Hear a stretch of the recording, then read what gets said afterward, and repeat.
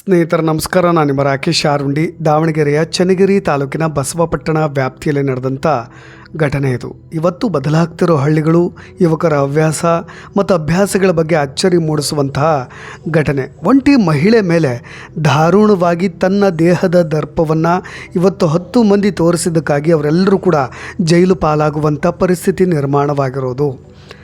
ಬಸವಪಟ್ಟಣದಿಂದ ಒಂದು 6 ಕಿಲೋಮೀಟರ್ ದೂರದ ಚಿಕ್ಕ ಹಳ್ಳಿ ಯಲೋದಹಳ್ಳಿ. ಅಲ್ಲಿನ ಚಟಾಕಿ ನಾಗರಾಜ್, ಇಸ್ತ್ರಿ ನಾಗರಾಜ್, ಮಧು, ಅರ್ಜುನ, ಬಸವಂತ, ಕುಂದೂರು ಮಾರುತಿ, ಮನು, ಜೋಗಿ ಸುನೀಲ ಮತ್ತು ಇನ್ನೊಬ್ಬ ಅಪ್ರಾಪ್ತ ಬಾಲಕ ಇವರೆಲ್ಲರೂ ಕೂಡ ಸೇರಿಕೊಂಡು ಕಿಂಚಿತ್ತೂ ಕನಿಕರ ಇಲ್ಲದೆ ತಾಯಿ ಸಮಾನವಾದಂಥ 41 ವರ್ಷದ ಮಹಿಳೆ ಮೇಲೆ ಎಲ್ಲರೂ ಮೃಗಗಳಂತೆ ಇಡೀ ರಾತ್ರಿ ಎರಗಿರೋದು. ಸ್ನೇಹಿತರೆ, ಈ ಕೇಸ್ನಲ್ಲಿ ವೈಭವೀಕರಿಸಿ ಹೇಳೋ ಅಂಥದ್ದು ಏನಿಲ್ಲ. ಆದರೆ ಈ ದುರ್ಬಲರಿಗೆ ಯಾಕೆ ಬೇಕಿತ್ತು ಅಂತ ಇಡೀ ಗ್ರಾಮ ಇವತ್ತು ಮಾತನಾಡ್ಕೊಳ್ತಾ ಇರೋದು. ನೋಡಿ, ಅಲ್ಲಿನ ಸ್ಥಳೀಯರು ಕೂಡ ಇಂಥ ಹುಡುಗರು ಅಂತ ಗೊತ್ತೇ ಇರಲಿಲ್ಲ ಅಂತಲೂ ಕೂಡ ಕೆಲವೊಬ್ಬರು ಅಚ್ಚರಿ ವ್ಯಕ್ತವನ್ನು ಪಡಿಸ್ತಾ ಇದ್ದಾರೆ. ಈ ಕೇಸ್ಗೆ ಸಂಬಂಧಪಟ್ಟ ಹಾಗೆ 9 ಮಂದಿಯನ್ನು ಈಗಾಗಲೇ 14 ದಿನಗಳ ನ್ಯಾಯಾಂಗ ಬಂಧನಕ್ಕೆ ಒಪ್ಪಿಸಲಾಗಿದೆ. ಇದರ ಜೊತೆಗೆ ಒಂದು ಅಚ್ಚರಿ ವಿಷಯವನ್ನು ಕೂಡ ನಾನು ಹೇಳಲೇಬೇಕು. ಯಾಕೆ ಇವರೆಲ್ಲರೂ ಕೂಡ ವಿಡಿಯೋ ಮಾಡಿಕೊಂಡ್ರು, ಫೋಟೋಗಳನ್ನು ತಕ್ಕೊಂಡ್ರು ಅಂತ. ನೋಡಿ, 14 ದಿನಗಳ ಕಾಲ ಇವ್ರನ್ನ ಈಗ ಜೈಲು ವಾಸ ಅಂದರೆ ಜುಡಿಷಿಯಲ್ ಕಸ್ಟಡಿ ಅಂದರೆ ನ್ಯಾಯಾಧೀಶರ ಮೇಲ್ವಿಚಾರಣೆಯಲ್ಲಿ 14 ದಿನಗಳ ಕಾಲ 9 ಮಂದಿಯನ್ನು ಕೂಡ ಜೈಲಿಗಟ್ಟಲಾಗಿದೆ. ಒಂದು ವೇಳೆ ಪೊಲೀಸರಿಗೆ ಅವ್ರನ್ನ ವಿಚಾರಣೆ ಮಾಡಲಿಕ್ಕೆ ತುರ್ತು ಅಗತ್ಯ ಇದ್ದರೆ ಜಡ್ಜಿಂದ ಅವ್ರು ರಿಟರ್ನ್ ಪರ್ಮಿಷನ್ ತೆಗೆದುಕೊಂಡು ಅಲ್ಲಿನ ಜೈಲರ್ ಅಥವಾ ನಿಯೋಜಿತ ಅಧಿಕಾರಿಗಳ ಸಮ್ಮುಖದಲ್ಲೂ ಕೂಡ ವಿಚಾರಣೆ ಮಾಡ್ಬೋದು, ಅಥವಾ ಪೊಲೀಸ್ ಕಸ್ಟಡಿಗೆ ಅನುಮತಿಯನ್ನು ಪಡೆದು ಕೂಡ ವಿಚಾರಣೆ ನಡೆಸ್ಬೋದು. ಇನ್ನು ಕೇಸ್ಗೆ ಸಂಬಂಧಪಟ್ಟ ಹಾಗೆ ತನಿಖೆ, ತಾಂತ್ರಿಕ ಸಾಕ್ಷಿಗಳ ಸಂಗ್ರಹ, ಸ್ಥಳ ಮಹಜರು ಇರ್ಬೋದು, ಸಾಂದರ್ಭಿಕ ಸಾಕ್ಷಿಗಳ ಕಲೆ ಹಾಕೋದಿರ್ಬೋದು, ಇವೆಲ್ಲವನ್ನು ಕೂಡ ನಡೆಸ್ತಾರೆ. ಅಪಾರ್ಟ್ ಫ್ರಮ್ ದಟ್, ಇದನ್ನು ಹೊರತುಪಡಿಸಿ, ವಿಚಾರಣೆ ಹೊರತುಪಡಿಸಿ ಹೊರಗೆ ನಡೀತಕ್ಕಂಥ ಒಂದು ತನಿಖೆಯ ಭಾಗ ಇದು. ಇನ್ನು ಒಬ್ಬ ಹುಡುಗ ಇದ್ದಾನೆ, ಅಪ್ರಾಪ್ತ ವಯಸ್ಕ ಆತ. ಅವನನ್ನು ಬಾಲಾಪರಾಧಿ ಅಂತೇಳಿ ರಿಮ್ಯಾಂಡ್ ಹೋಮ್ಗೆ ಶಿಫ್ಟ್ ಕೂಡ ಮಾಡಲಾಗಿದೆ. ಆತನ ಏಜ್ ಕನ್ಫರ್ಮ್ ಗೊತ್ತಿಲ್ಲ. 16ರಿಂದ 18 ವಯಸ್ಸಾಗಿದ್ದರೆ ಆತನಿಗೇನು ಶಿಕ್ಷೆ ಕೊಡಬೇಕು ಅದಕ್ಕೆ ಸಂಪೂರ್ಣವಾದಂಥ ಶಿಕ್ಷೆ ಆತನೂ ಕೂಡ ವಯಸ್ಕ ಅಂತಲೇ ಕನ್ಸಿಡರ್ ಮಾಡಿ ಮುಂದಿನ ತನಿಖೆಯ ಭಾಗದಲ್ಲಿ ಮತ್ತು ಶಿಕ್ಷೆಯ ಪ್ರಮಾಣದಲ್ಲೂ ಕೂಡ ಅದು ನಿಗದಿಯಾಗುತ್ತೆ. ಅದು ಮುಂದಿನ ಹಂತ. ಓಕೆ, ಈಗ ಆತನನ್ನು ರಿಮಾಂಡ್ ಹೋಮ್ಗೆ ಶಿಫ್ಟ್ ಕೂಡ ಮಾಡಲಾಗಿದೆ. ಜೂನ್ 3ನೇ ತಾರೀಕು ರಾತ್ರಿ ನಡೆದಂಥ ಆಘಾತಕಾರಿ ಘಟನೆ ಇದು. ಸ್ನೇಹಿತರೆ, ನಿನ್ನೆ ಬಸವಪಟ್ಟಣದ ಪೊಲೀಸರು ಆರೋಪಿಗಳನ್ನೆಲ್ಲ ಏಕಾಏಕಿಯಾಗಿ ಎಲ್ಲರೂ ಕೂಡ ಬಂಧಿಸ್ತಾರೆ. ಮೆಡಿಕಲ್ ಟೆಸ್ಟ್ ಈಗಾಗಲೇ ಎಲ್ಲವೂ ಕೂಡ ಮುಗಿದ ಮೇಲೆ 1ನೇ ಜಿಲ್ಲಾ ಸತ್ರ ನ್ಯಾಯಾಲಯಕ್ಕೆ ಹಾಜರುಪಡಿಸಿದ್ರು. ಕ್ಯಾಸುವಲ್ ಆಗಿ ನಿಮಗೆಲ್ಲ ಗೊತ್ತಿರುತ್ತೆ ಜಡ್ಜ್ ಏನು ಕೇಳ್ತಾರೆ ಅಂತ. ತಪ್ಪು ಮಾಡಿದ್ದೀರೇನಪ್ಪ, ಅವರೆಲ್ಲರೂ ಕೂಡ ಒಪ್ಕೊಂಡಿದ್ದಾರೆ. ಪೊಲೀಸರು ಮುಂದೆ ಏನು ಹೇಳ್ತಾರೋ ಅದು ಕೂಡ ಜಡ್ಜ್ ಮುಂದೆ ಹೇಳಿದರೆ, ಅಥವಾ ಇವರು ಸದುದ್ದೇಶದಿಂದ ನಿಮ್ಮನ್ನೆಲ್ಲ ಅರೆಸ್ಟ್ ಮಾಡಿದಾರಾ, ಅಥವಾ ವೈಯಕ್ತಿಕ ದ್ವೇಷದಿಂದ ಯಾರನ್ನಾದರೂ ಟಾರ್ಗೆಟ್ ಮಾಡಿ ಅರೆಸ್ಟ್ ಮಾಡಿದಾರಾ, ಇವೆಲ್ಲವೂ ಕೂಡ ಕ್ಯಾಶುವಲ್ ಪ್ರಶ್ನೆಗಳವು. ಅಂತೂ ಜಡ್ಜ್ ಇವರಿಗೆ 14 ದಿನಗಳ ಕಾರಾಗೃಹ ವಾಸಕ್ಕೆ ಕಳಿಸಿದ್ದಾರೆ. ಅಚ್ಚರಿ ವಿಷಯ ಅಂದರೆ, ನಾನು ಆರಂಭದಲ್ಲಿ ಹೇಳಿದ್ನಲ್ವಾ, ಸ್ಥಳೀಯವಾಗಿ ಬರ್ತಾ ಇರ್ತಕ್ಕಂಥ ಮಾತುಗಳು ಕೆಲವು ಸಲ ನಮ್ಮನ್ನು ಕೂಡ ಆಘಾತಕ್ಕೆ ದೂಡಿಬಿಡ್ತವೆ, ಆತಂಕಕ್ಕೆ ದೂಡಿಬಿಡ್ತವೆ. ಯಾಕೆಂದರೆ ಈ ಯುವಕರೆಲ್ಲರೂ ಕೂಡ ಸೇರಿಕೊಂಡು ತನ್ನ ದೇಹದ ಆಸೆಯನ್ನು ತೀರಿಸ್ಕೊಂಡು ವಾಪಸ್ಸಾಗದೆ ಅಥವಾ ವಾಪಸ್ ಆ ಮಹಿಳೆಯನ್ನು ಕಳಿಸದೆ ಆ ಕ್ಷಣಗಳನ್ನು ಕೂಡ ವಿಡಿಯೋ ಚಿತ್ರೀಕರಣ ಮಾಡುವಷ್ಟು ಕೀಳು ಮನಸ್ಥಿತಿ ಯಾಕೆ ಬಂತು ಅಂತ.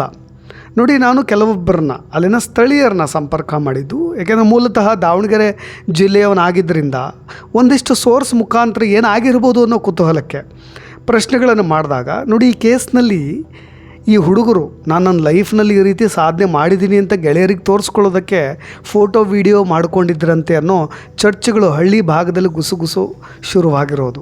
ಸದ್ಯ ಅಲ್ಲಿನ ಅಕ್ಕಪಕ್ಕದ ಹಳ್ಳಿಗಳಲ್ಲಿ ಈ ಕಾರಣಕ್ಕೆ ಅವರು ವಿಡಿಯೋ ಮಾಡ್ಕೊಂಡಿದ್ದು ಅನ್ನೋ ಚರ್ಚೆಗಳು ಕೂಡ ನಡೀತಾ ಇದ್ದಾವೆ.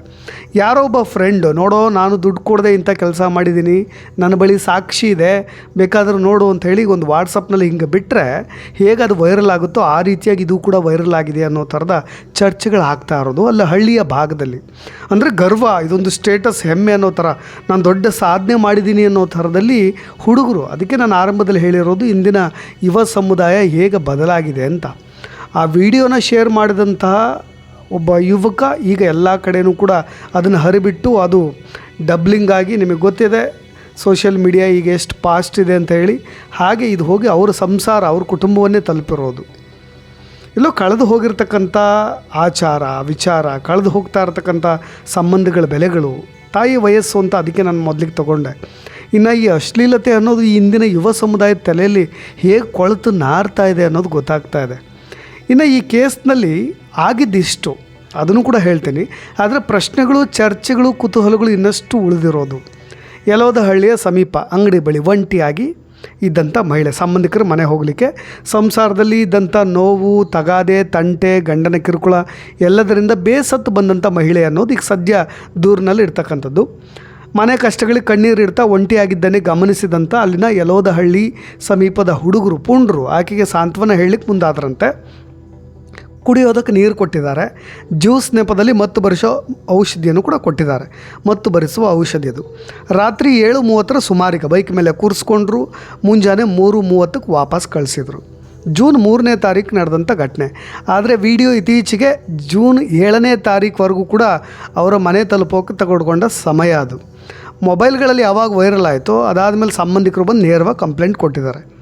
ನೋಡಿ, ತಪ್ಪು ಮಾಡಿದವರಿಗೆ ಖಂಡಿತ ಶಿಕ್ಷೆ ಆಗಲಿ. ಆದರೆ ಈ ಸೊಸೈಟಿಯಲ್ಲಿ ಈಗ ಹೇಳ್ತಾ ಇರ್ತಕ್ಕಂಥ ಪ್ರಶ್ನೆಗಳು ಕೆಲವೊಬ್ಬರ ತಲೆಯಲ್ಲಿ ಕುತೂಹಲವನ್ನು ಕೂಡ ಮೂಡಿಸ್ಬೋದು. ಆ ಮಹಿಳೆಗೆ ಇವ್ರ ಮೇಲೆ ಕಿಂಚಿತೋ ಅನುಮಾನ ಬರಲೇ ಇಲ್ವಾ? ಯಾಕೆ ಇವ್ರನ್ನ ನಂಬ್ತು ಆ ಮಹಿಳೆ?